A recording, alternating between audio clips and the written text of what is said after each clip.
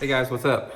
Welcome back here to another edition of Mental Mondays on Intuitive Angling, and much appreciated you guys swinging by, checking out today's video. And for everybody that knows all about Mental Mondays, no explanation necessary. If this happens to be your first time to the channel here, Mental Mondays is something we do once a week that we really don't have anything to do with fishing. Just takes a little break from it, do stuff to try to stretch your mind and make everybody think a little bit. So welcome everybody. Guys, today we're going to be talking about a topic that I touch on, with some frequency, because when you're talking about, mental awareness and your mental well-being, the topic of death, you just simply cannot skirt that, simply because it creates so much tension and anxiety and unnecessary worry for a lot of people. But today, what I really wanted to do was to basically give some tips and advice to prepare yourself and for the inevitable of being on your deathbed at some point in time. It's going to happen to every single person out there. It's inevitable. It's part of nature. It's just part of the cycle of life.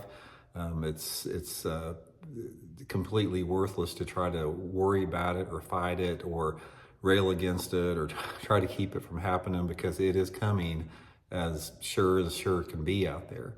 And it's okay, because like I said, this is simply the part of the cycle of life. It's completely natural. It's okay. It's going to be okay. What I want to do, guys, today is sort of like talk a little bit about sort of preparing and strengthening yourself for that inevitable day that you may or may not experience laying on a bed or something like that and passing away in one shape or form. Everybody passes away in a myriad of different ways out there, but specifically I want to talk about that just in context of the video here. So anyway, when you're talking about preparing for your deathbed, or strengthening your position on that, or being at peace with it, that's probably the best word to put it, being at peace with being on your deathbed. Obviously the first thing that comes into mind is people's belief systems. Everybody has a different belief system. There are, dozens and dozens of major world religions across this planet. Every one of them, they have a belief system on what that process or that transition looks like. Also, most every one of them thinks everybody else is wrong except them. It doesn't matter what it is. That's sort of the common thread that ties a lot of organized religions together, is they think that, if you don't agree with them, that you're to be pitied and, you're a lost soul and, you're just, too bad for you. But that's one thing. And then you have other aspects of it too. You have more of the indigenous people's viewpoint on it. You have agnostics. You have people that are completely secular. Everybody has their different viewpoint on that.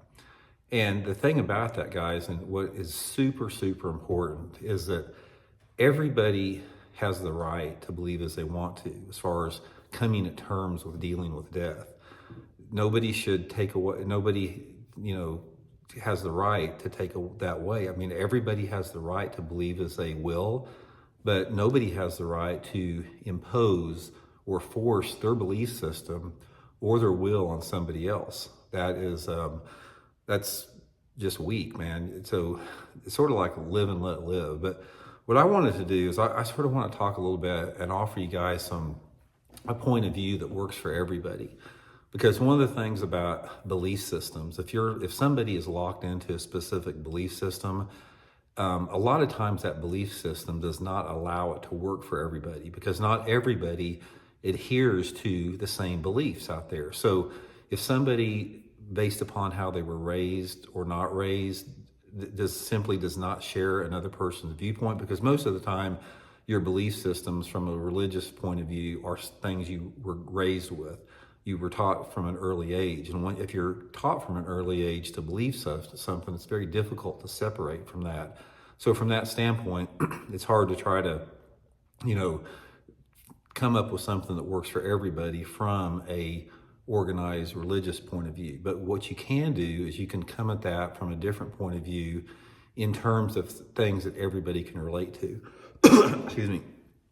Everybody can relate, or most people, unless something's not wired right in your mind, everybody can relate to things like kindness and compassion and empathy and understanding and charity. Those are universal laws of intelligence in my viewpoint there that can apply to everybody. Everybody responds to that love. Everybody responds to love or being loved for the most part. But one of the things that I think is really important to remember is, like, if you can envision yourself on the day that your days come, you're sitting there on your deathbed, you know, you don't have very much longer. At that point in your life, you're going to do some reflection out there a little bit. And that reflection is going to come about how you lived your life in the past there. Now, one of the things that I can guarantee, guys, if you're one of those people that, you know, are in a bed getting ready to pass, you're not going to look back at your life and regret the fact that you didn't work more hours and work harder, or that you didn't fight harder for a tax break, or you didn't watch more of your favorite cable news television out there. All that stuff that we obsess on now and we think is important, and that we wrap our time and energy and focus around as far as getting ahead, getting more power, getting more money, getting more influence, acquiring more things, having nicer cars, having nicer houses like that. All that stuff doesn't mean a damn thing when you're on your deathbed. But you know what does mean a lot, and what means everything out there, is how you loved and how you were loved by others. When you're sitting on there, that is the only thing that matters. That literally is the only thing that you're going to focus on. And you're going to remember the people you love. And you're going to remember those times and the people that showed you love and kindness and compassion out there. You're going to remember the things that you did to fight the good fight and to elevate yourself above somebody else. Not elevate yourself above somebody else, but to try to make the world a better place for everybody out there.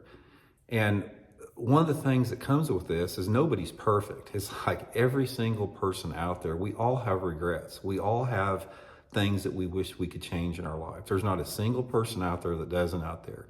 We've all made mistakes. We've all done things we're not proud of. We've all failed. You know, that's just part of being human. I don't care who you are out there. But the thing about that is, it's never too late to acknowledge that and be aware of that and step out of that habit or step out of that pattern.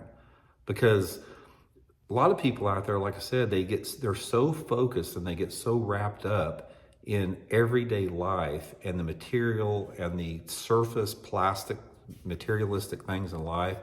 They don't spend enough time to focus on what the inevitable is, which is the inevitable is we are going to pass it sometimes. And then it gets as far as, how somebody prepares for that. At that point, it has a lot to do with your belief system. And you will be tested on that. When you are in the position where your mortality is evident, the things that you believe and accept and really, really feel within your heart are going to be tested at that time. And they're tested also during different parts of your life out there.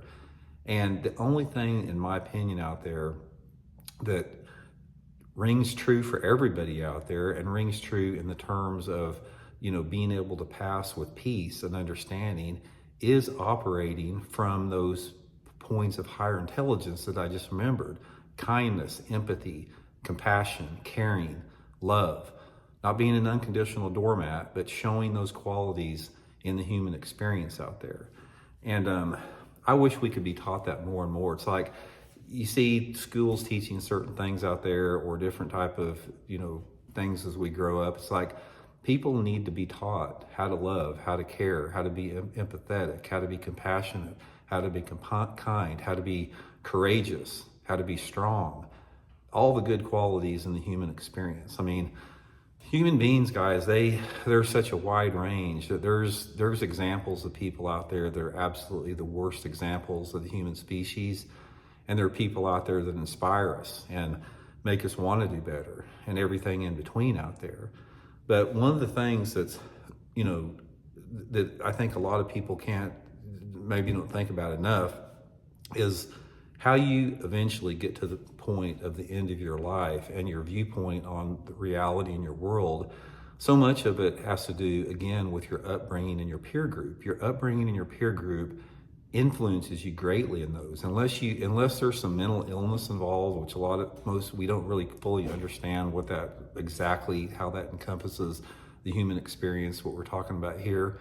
But like I said, everybody has their experiences colored by their upbringing and their peer group they're around. And sometimes that's good and sometimes that's bad. Sometimes people have an exemplary upbringing. Sometimes people struggle, some single family parents, domestic violence, things that really make it difficult for people to excel in life. That's why it's so important that we provide children with a safe, warm, loving, nurturing environment when they're little out there. It's super important to get to that point. But anyway, the point I wanted to make, guys, in this is it's never too late to start. If you feel like you've lived a life that was less than exemplary, it's never too late to change it, man. It's never too late to adopt those things that I'm talking about being a kinder and more compassionate and loving and caring person and less self-serving. Don't focus so much on yourself, what's here and now. Focus on things that you can do to help other people or help this planet become a better place. Focus on the sustainability of the planet that we're going to leave to the next generation. All that type of stuff. If you become more selfless when you are on your deathbed, the passing is going to go a lot more smooth for you, for sure.